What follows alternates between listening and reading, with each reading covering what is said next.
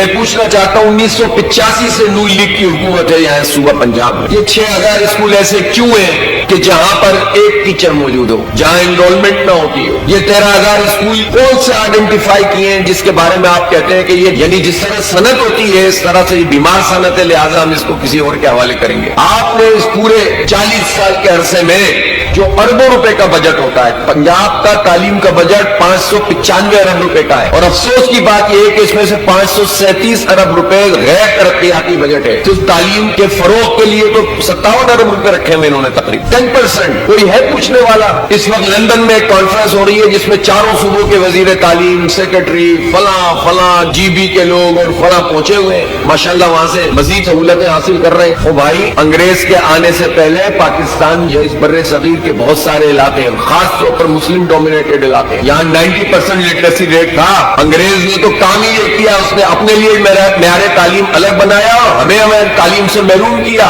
اسی کے شاگرد ہم پر مسلط ہیں جنہوں نے ہمیں جاہل بنایا قوم کو۔